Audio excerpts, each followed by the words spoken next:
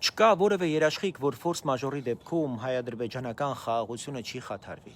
բայց մի բան հստակ է, 44-օրյա պատերազմը եւ դրա արդյունքը նույնքան օրինաչափ էին, որքան այսօր Ուկրաինային առաջարկվող խաղաղության պլանը։ Բայց ի տարբերություն Ուկրաինայի, մեր պատերազմում մենք մենակ էինք։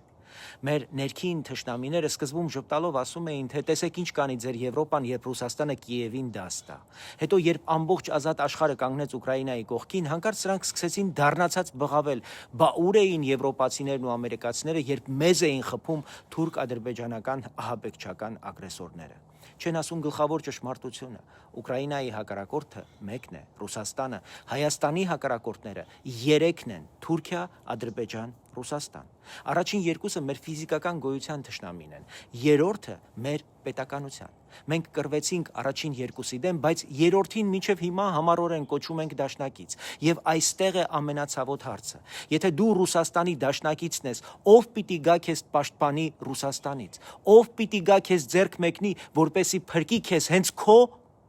դաշնակցից։